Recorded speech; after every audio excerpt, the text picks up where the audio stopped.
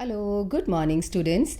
This is chapter 1 of class 11, some basic concepts in chemistry. These are the notes first of all, then we will go for the questions of NCERT book. Some basic concepts in chemistry is the first chapter of class 11th chemistry. Matter. What is matter? It's anything that occupies space and possesses mass and can be felt by any one or more of our senses.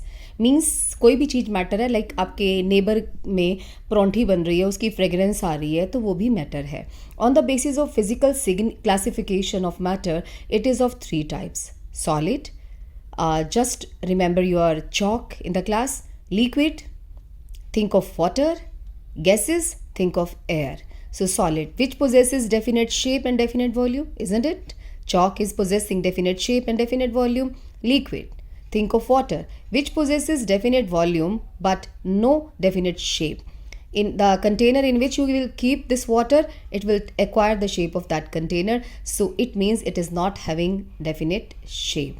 For example, milk, oil, water, etc. Gases, which possess neither definite shape nor definite volume. They take the volume of the container in which they are kept. So gases don't have definite volume. For example, air, oxygen, nitrogen, etc. Now, what is the difference between vapors and gases? Vapors are the gaseous state of substance which is liquid at room temperature. It means water के vapors को, because water is liquid at room temperature, किसी भी liquid substance की gaseous state को हम लोग vapour कहते हैं. और गैस क्या होती है? जिसका बॉइलिंग पॉइंट रूम टेम्परेचर से कम होता है, जो ऑलरेडी रूम टेम्परेचर में गैसियस स्टेट में होती है, like CO2, oxygen, nitrogen, etc. If solid is heated, we will get liquid. Liquid on further heating, we will get gases. On the basis of chemical classification, matter is of 2 types: pure substances and mixtures. What is a pure substance? A single substance which cannot be separated into other kind of matter by any physical process. These are of 2 types. Elements, compound. Think of iron, gold, carbon. For compounds, think of water, calcium carbonate, etc. Element, the simplest form of a pure substance which cannot be further broken into simple substances by physical or chemical means. These are of 3 types: metals, iron, copper, gold; non-metals, carbon, sulfur, silicon, nitrogen; metalloids, arsenic, zinc, antimony, etc. Now, what are the compounds? Just think of NaCl, water, chalk. Any means compound is formed by the combination of 2 or more than 2 atoms of elements. It is a substance made up of 2 or more elements combined together in fixed proportion by weight and by chemical method. It is decomposed to its elements only. For example, NaCl, water, CO2, etc. Compound can be inorganic or organic. Now, what was another classification? It is a mixture. When 2 or more elements or compounds mix together, like iron and copper, they are mixed together, or water and NaCl are mixed together, then they will make mixture which do not react together and can be separated by, but make sure mixture के जो components होते हैं, they will not react. Reaction नहीं होना चाहिए, physical means और chemical means. For example, 22 carat gold. जो 24 carat gold होता है वो प्योर होता है. 22 कैरेट का मतलब है 2 कैरेट इसमें कुछ और मिक्स किया गया है. Next is mixture can be homogeneous or heterogeneous. Mixture can be homogeneous or heterogeneous if the composition of substance is the same throughout. For example, 22 karat gold, brass, this is an alloy, steel is also an alloy, gasoline, etc. and milk. Heterogeneous, air. Heterogeneous if composition of substances is not same throughout. For example, iodised table salt, और ये milk भी heterogeneous में आएगा, not in homogeneous.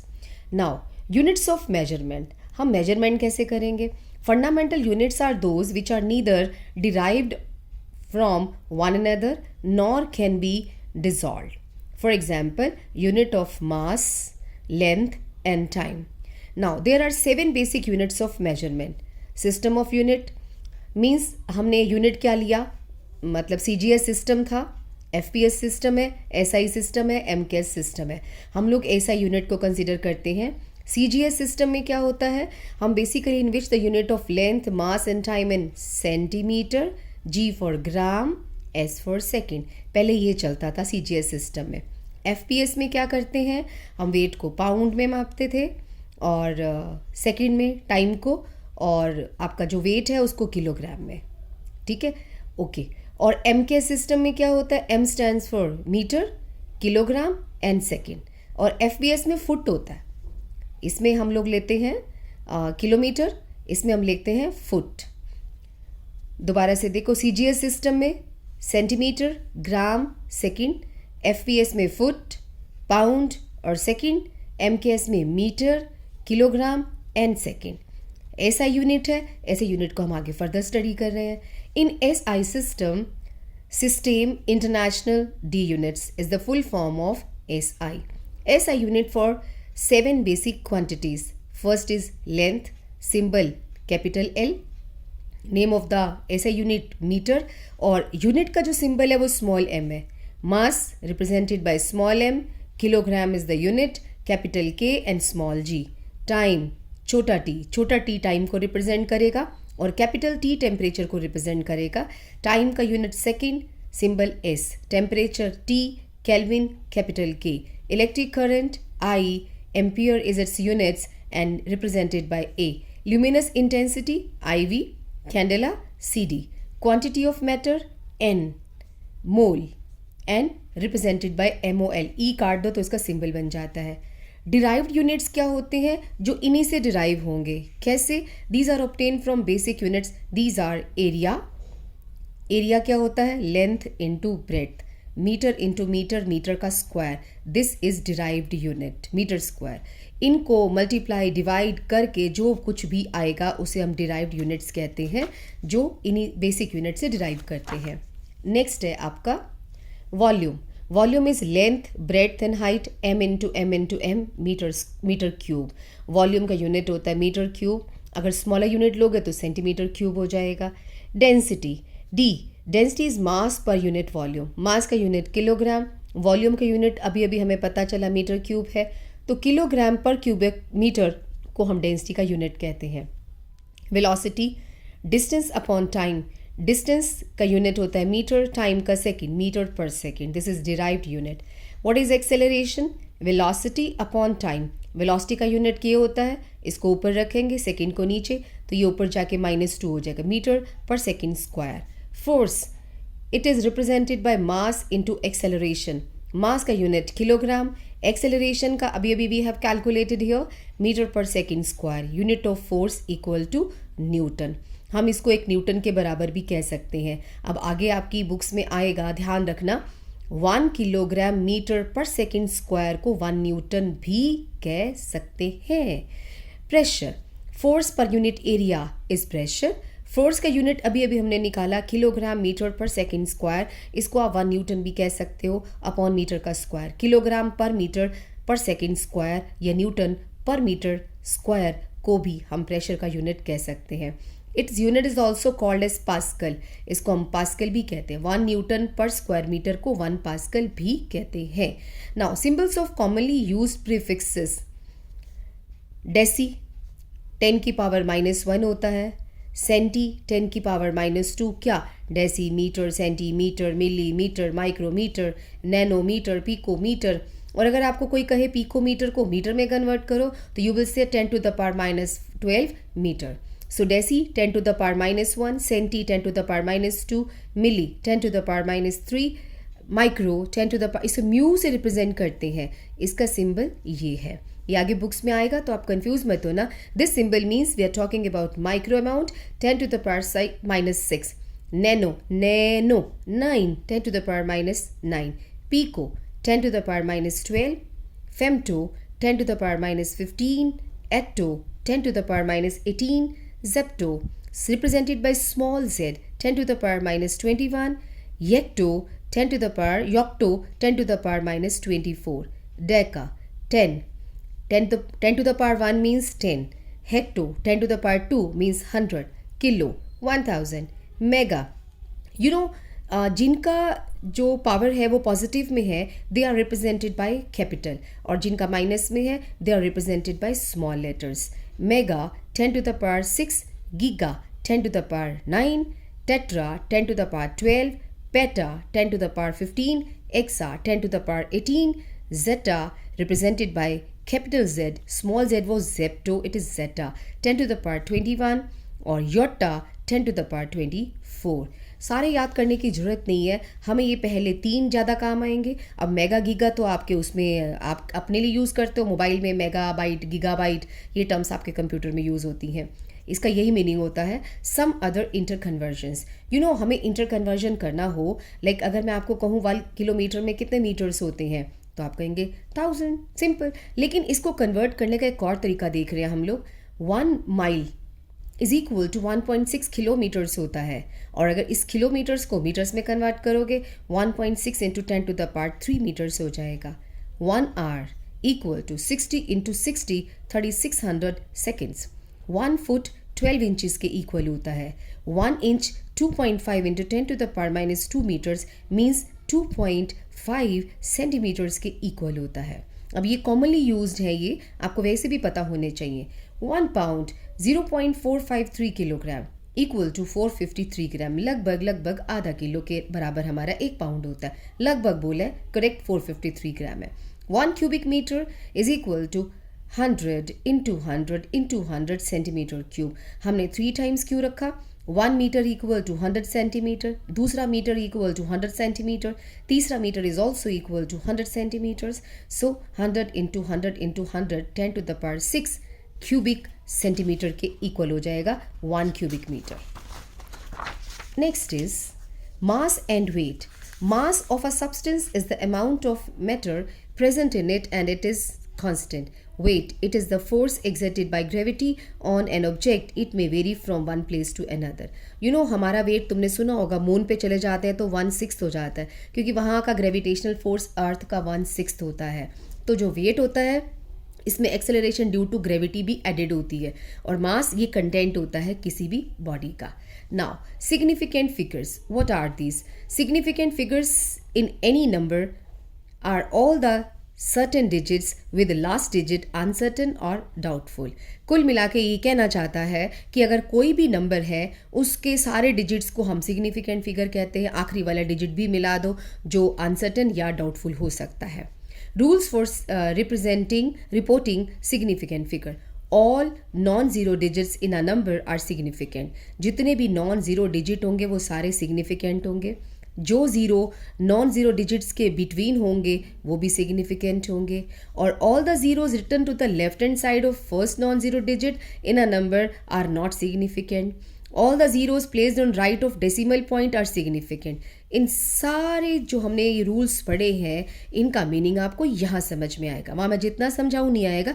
हम example ले लेते हैं. देखो 6.01 में 3 सिग्निफिकेंस फिगर है, क्योंकि ये ज़ीरो बीच में है, इसे कहते हैं non zero digit. Non zero digit के बीच वाली ज़ीरो सिग्निफिकेंट होती हैं and we have to count it. 3 significant figure, इसमें 1 2 3 4 सिग्निफिकेंट फिगर्स होंगे. 0.523 अभी हमने पढ़ा था, जो zero written on the left hand side of non-zero digit in a number is not significant. तो इसको हम काउंट नहीं करेंगे क्योंकि ये लेफ्ट हैंड साइड पे है और नॉन ज़ीरो डिजिट से पहले है. सो इसके सिग्निफिकेंट फिगर्स 3 होंगे और इसके 1 होगा, इसके 2 होंगे. यही ज़ीरो अगर डेसिमल के बाद होती हम तो भी काउंट करते, लेकिन पहले वाली को, स्टार्टिंग वाली को हम बिल्कुल काउंट नहीं करते. 11.0 3 सिग्निफिकेंट फिगर्स है. 15.00 4 significant figures हैं. 16.000 it has 5 significant figures, right? तो हम लोग significant figure मेन ज़ीरो का पंगा होता है. लास्ट है कि अगर कोई नंबर ज़ीरो में एंड होता है लेकिन उसमें कोई भी डेसिमल नहीं होते तो ये सिग्निफिकेंट हो भी सकती हैं और नहीं भी हो सकती. मीन्स इसका आंसर है, if anyone ask you how many significant figures are there in 25,000, you will say can be 2, can be 3, can be 4, can be 5. इसका मीनिंग क्या है? ज़ीरो सिग्निफिकेंट हो भी सकती है, नहीं भी हो सकती. तो लेकिन ये तो कन्फ्यूजन हुआ. इस कन्फ्यूजन को रिमूव करने के लिए हम लोग क्या करते हैं, to remove this confusion scientific notation ले लेते हैं. Scientific notation is used. अब ये साइंटिफिक नोटेशन क्या है?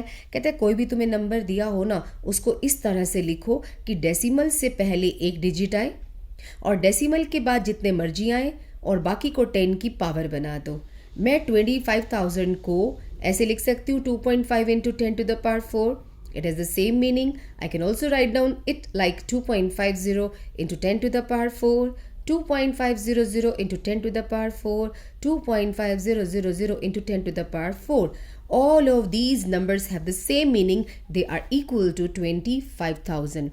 But the significant figures will be different. In first notation, two significant figures, इसको हम count नहीं करते.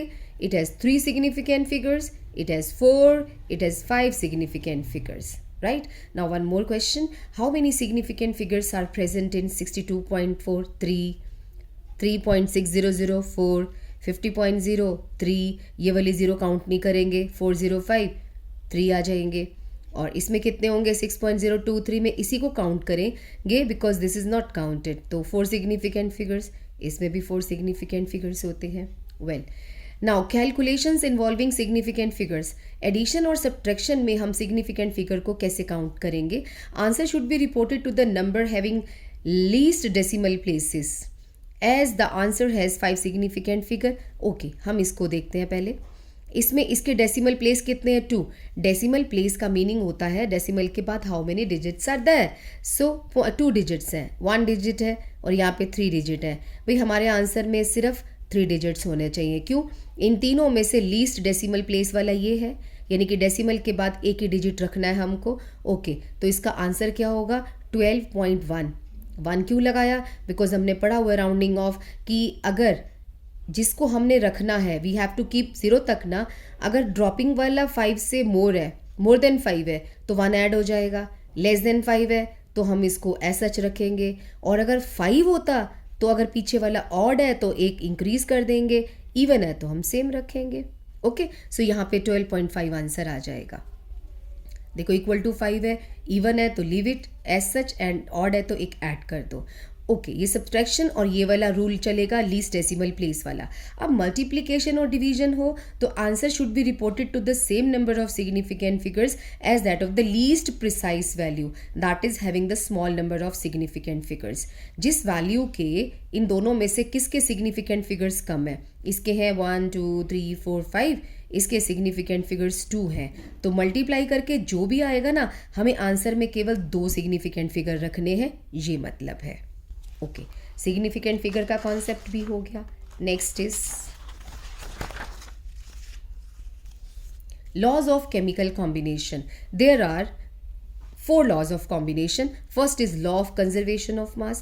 In all physical and chemical changes, the total mass of products is same as that of the reactant. For example, NaCl plus H2SO4, NaHSO4 plus HCl is the reaction. We want to calculate the amount of NaCl. 4.9 gram sulfuric acid, 6.0 gram this and 1.825 gram of this is produced. So add these two values, add कर दिया. These two should be equal to these two. Why so? According to law of conservation of mass, mass can neither be created nor be destroyed. तो इसीलिए product का total mass should be equal to the total mass of reactants. Next, this was given by Antony Lavoisier. Now, the law of constant composition, it was given by Joseph Proust. A pure compound always consists of same elements combined together in a fixed ratio. What does it mean? You take water from any source. It will always contain 2 gram hydrogen and 16 gram oxygen by weight in 1 mole of it. And this is fixed. Law of multiple proportion. It was given by Dalton in 1803. When 2 elements combine together to form many compounds. Remember, 2 elements combine to make many compounds. Then masses of one element that combine with the fixed mass of other element are in the ratio of small whole numbers. What does it mean? It means suppose 2 elements, hydrogen and oxygen, combine to make H2O and H2O2.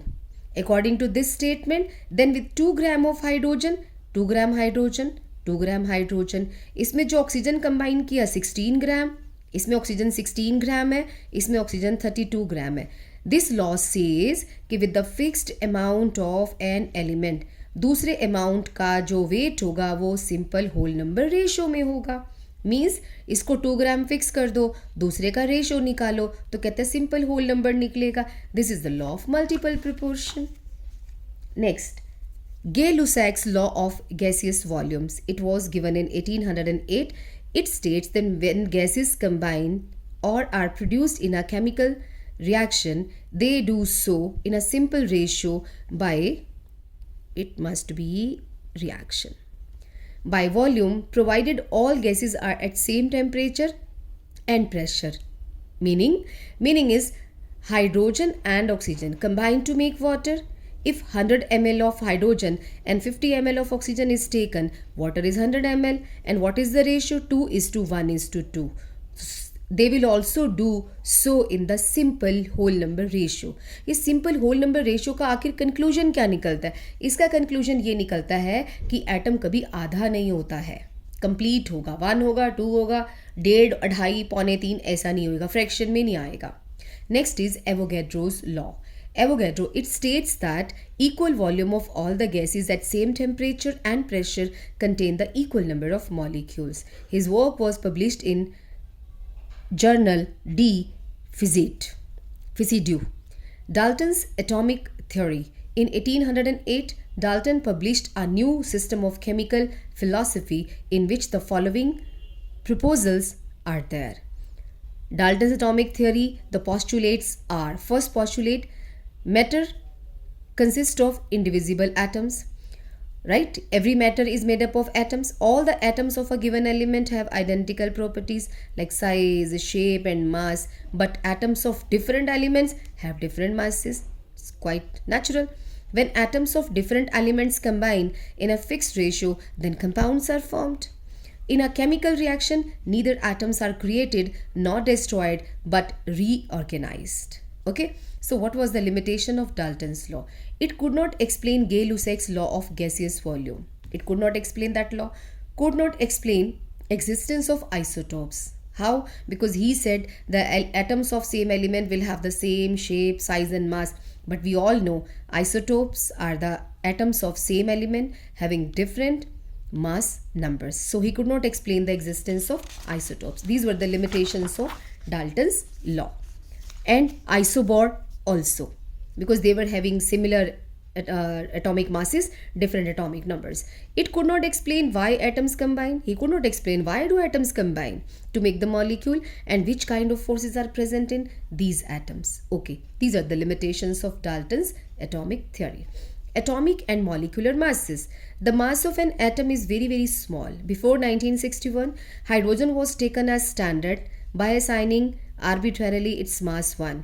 सबसे पहले hydrogen का सोचा गया इसका मास 1 ले लेते हैं without any unit और बाकियों को हम इससे कंपेयर कर लेंगे. हमने इसको स्टैंडर्ड लिया था because hydrogen is the lightest element and other elements were given masses relative to it. जो 2 गुना भारी था हाइड्रोजन से हमने उसका मास 2 रख दिया, जो 4 टाइम्स था हमने 4 रख दिया.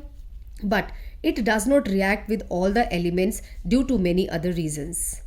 In 1961, a meeting at International Union of Chemistry, most stable and most abundant isotope of carbon C12 was taken as standard. बाद में कहा जाने लगा हाइड्रोजन को नहीं लेते स्टैंडर्ड, हम लोग कार्बन को लेते हैं क्योंकि नॉर्मली कार्बन एक तो बहुत स्टेबल है और एबंडेंट आइसोटोप है कार्बन का. रीज़न देखो सारे प्लांट्स और एनिमल्स में कार्बन ही मिलता है.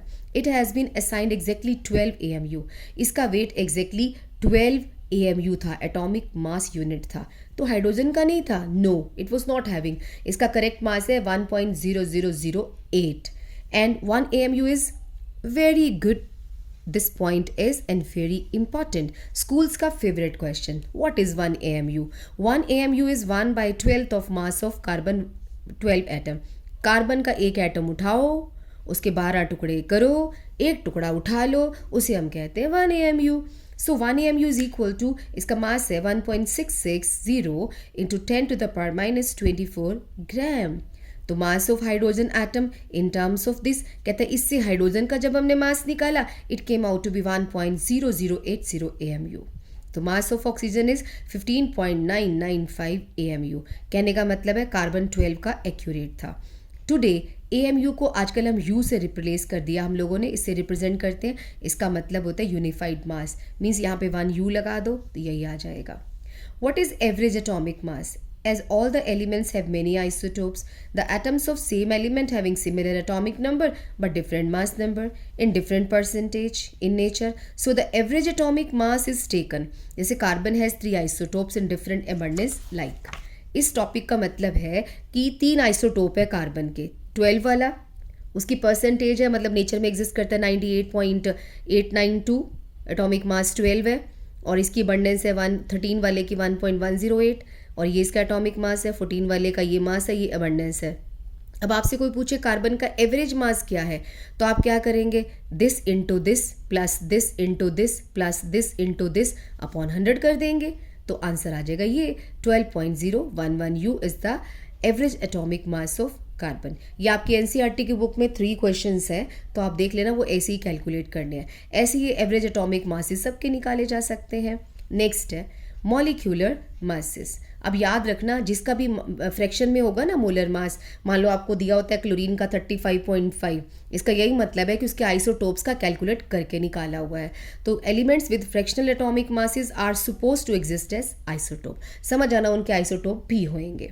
Molecular mass. It is defined as the sum of the atomic masses of the elements present in a molecule. It is obtained by multiplying the atomic mass of each element by the number of its atom and adding them together.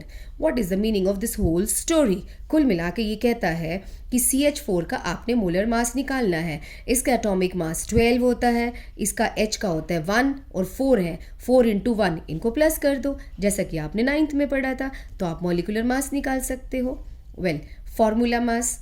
Some substances do not exist as discrete molecule like NaCl. Discrete का मतलब होता है अकेले अकेले. NaCl अकेला exist नहीं करता, इकट्ठा भीड़ में अपनी फैमिली के साथ एग्जिस्ट करता है. तो इसका मोलर मास अगर निकालना हो तो उसे हम मॉलिक्यूलर मास नहीं कहते, फॉर्मूला मास कहते हैं. कुल मिला के फॉर्मूला मास आयोनिक कंपाउंड्स का निकाला जाता है और मॉलिक्यूलर मास बाकी सबका निकाला जाता है.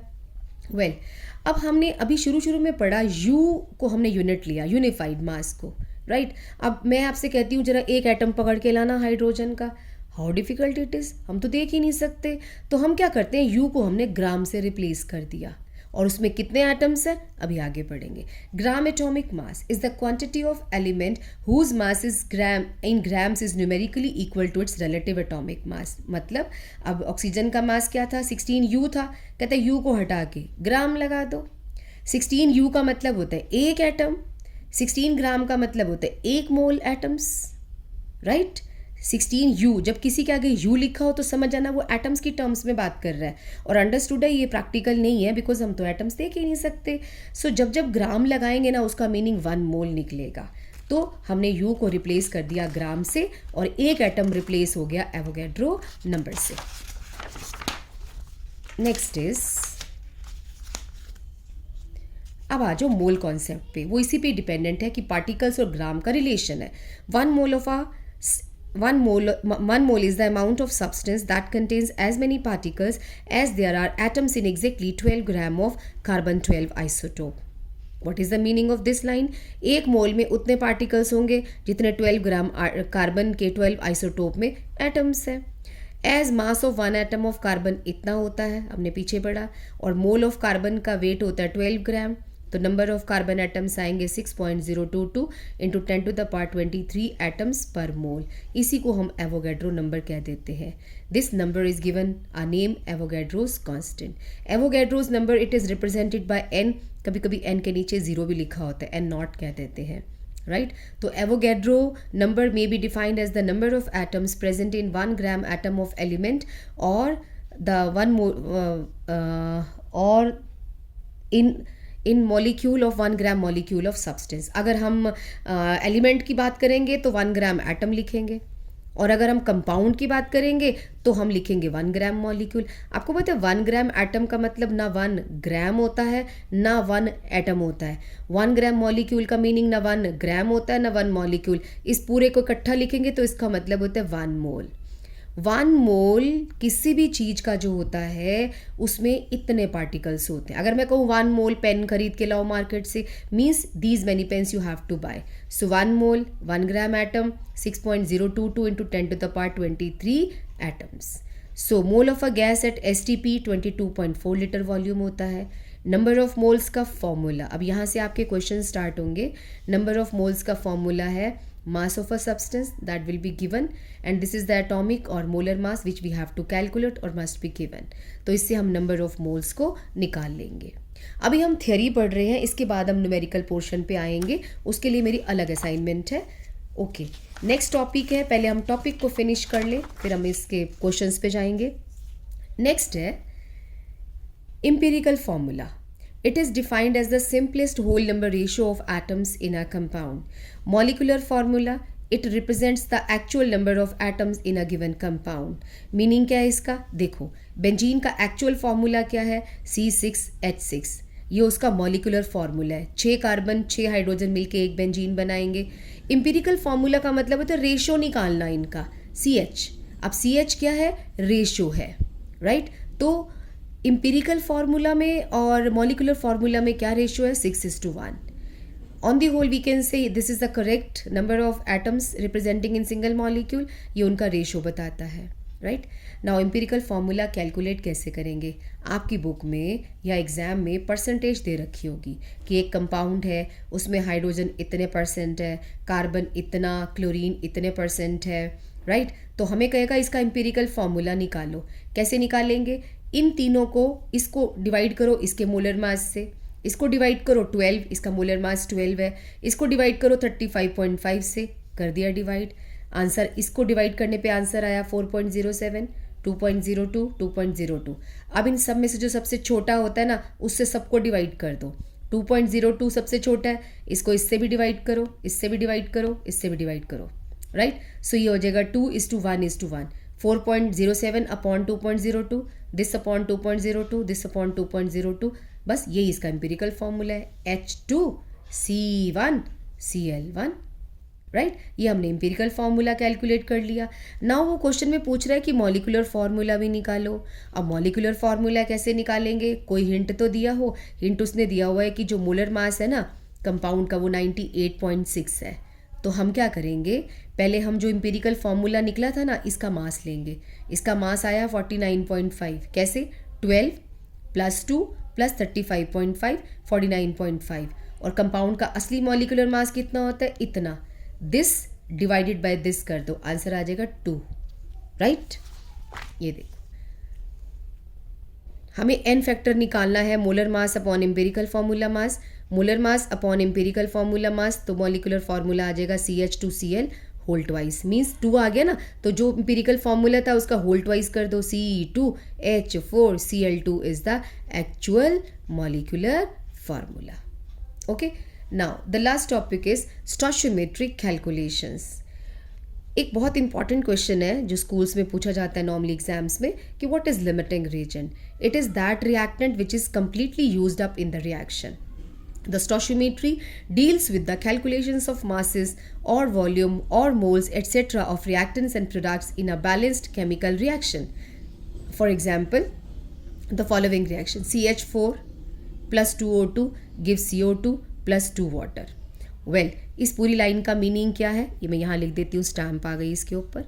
2 × 18 = 36. 16 gram methane reacts with 64 gram of oxygen and gives 44 gram of CO2 and 36 gram water. ये मीनिंग है इसका, इस पूरी रिएक्शन का. In another words, 1 mole methane reacts with 2 mole of oxygen to give 1 mole carbon dioxide and 2 moles of water. और अगर हम कहें इनको आप वॉल्यूम में समझाओ तो 22.4 litre methane. How? Because 1 mole of any gas is equal to 22.4 litre under standard conditions of temperature and pressure. और 44.8 litre, why so? Because we have multiplied it by 2. 22.4 × 2. और 22.4 लीटर CO2 प्रोड्यूस होएगी and water will be produced in the gaseous state. Remember, ये liquid water नहीं है 44.8 litre, it is in the gaseous state. Okay, तो इस तरीके से आपको स्टोइचियोमेट्रिक वाले क्वेश्चन सॉल्व करने हैं। In above reaction to form 100 gram of CO2 how much CH4 in gram is required. Very simple, वो छोटे छोटे यूनिटरी मैथड से कर दो कि 44 ग्राम CO2 प्रोड्यूस होता है 16 ग्राम मीथेन से, तो 100 ग्राम कितने से होएगा। तो मीन्स अगर आपको बैलेंस्ड केमिकल इक्वेशन लिखी हुई है, वो अगर आपने देख ली है, तो आप तो कुछ भी कैलकुलेट कर सकते हो। अभी इसके सारे क्वेश्चन मेरी दूसरी असाइनमेंट में आएंगे, वो भी हम करेंगे। Only then the chapter will be counted to be completed. Next है रिएक्शंस इन सॉल्यूशन। जब रिएक्शन सॉल्यूशन में होती है, concentration of solution is expressed, तो उस सॉल्यूशन की कंसंट्रेशन को आप कैसे रिप्रेजेंट करोगे। Solution is a homogeneous mixture of 2 और more than 2 components present in a mixture. Molarity, it is defined as the number of moles of a substance dissolved per liter of the solution. Means 1 litre solution में, मान लो ये निशान लगा यहाँ पे 1 litre है पूरा, मतलब सॉल्यूशन आता है, तो 1 मोल सब्सटेंस डालो यहाँ पे। मान लो मैंने NaOH का बनाया, 1 मोल NaOH डालो, ऊपर इतना पानी डालो कि दोनों मिला के यहाँ तक हो जाए। तो इसमें कौन है, वाटर भी है, सॉल्यूट भी है, दोनों मिला के 1 लीटर है। So it is defined as the number of moles of a substance dissolved in per litre of solution. Mathematically अगर आपने कैलकुलेशंस करनी है तो ये वाला फॉर्मूला लगेगा। अब हमें डेफिनेशन आती है तो हम ये लिखेंगे, बट जितने भी क्वेश्चंस हैं हम इस फॉर्मूले से सॉल्व करेंगे। Molarity is equal to given mass upon molar mass, ये दोनों सॉल्यूट के होते हैं। Given weight of the solute, if I ask you 1 gram NaOH, मैंने इसमें डिजॉल्व कर दिया तो ये 1 ग्राम आएगा। मोलर मास, जिसका भी नाम लिखा हो उसका मोलर मास कैलकुलेट करना है। ओके, 1000 अपॉन V, ये V कौन है, सॉल्यूशन का वॉल्यूम है। लीटर में, नो, मिलीलीटर में, मिलीलीटर या सेंटीमीटर क्यूब में। वाई सो, तभी तो हमने 1000 लगाया। V यहाँ N अपॉन V का मतलब होता है लीटर में, और अगर V को मिलीलीटर में बदलना हो तो हम लोग क्या करते हैं, नीचे ऊपर 1000 लगा देते हैं। नॉर्मेलिटी अब हमारे सिलेबस में है नहीं, हम नहीं कर रहे। उसके बाद आ जाओ मोल फ्रैक्शन। जिसका मोल फ्रैक्शन निकालना हो, मान लो मैंने वाटर में 2 चीज़ें मिक्स कर दी या 1 कर दी, वाटर और ग्लूकोज है, मुझे ग्लूकोज का मोल फ्रैक्शन निकालना है। जिसका मोल फ्रैक्शन निकालना हो उसके नंबर ऑफ मोल्स ऊपर लेते हैं और डिवाइड कर देते हैं total number of moles of सारे कंपोनेंट से। So mole fraction of a component is ratio of the number of moles divided by the total number of moles of all the components. And also अगर मैं आपको कहूँ कि x2 कितना है, फिर तो आपको दूसरी बार मोल फ्रैक्शन निकालने की ज़रूरत नहीं है। x1 plus x2 will be equal to 1। Next है पार्ट्स पर मिलियन।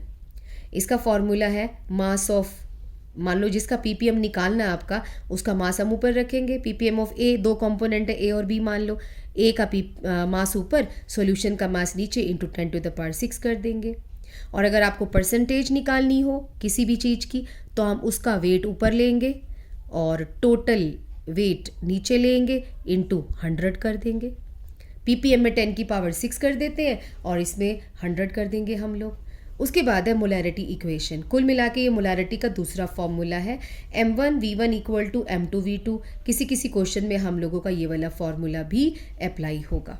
ओके, एक फॉर्मूला मैं और बताती हूँ जो बड़ा क्विक निकालने वाला है, डेंसिटी वाला। आपके बुक में 2-3 क्वेश्चन है जिसमें डेंसिटी और परसेंटेज दे रखा है और मोलैरिटी निकालनी है। आप डायरेक्ट ये वाला फॉर्मूला लगा सकते हैं, percentage into 10 into density upon molar mass of solute.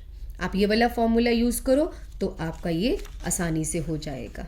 ठीक है, अब ये न्यूमेरिकल्स है पीछे कुछ। ओके, न्यूमेरिकल्स की जगह पे अब हम दूसरी असाइनमेंट ले रहे हैं, दूसरे नोट्स, जिसमें सारे के सारे important question I have written और वो कैसे सॉल्व करने हैं। That was the basic general theory, और ये आपका है मतलब क्वेश्चन आंसर की फॉर्म में।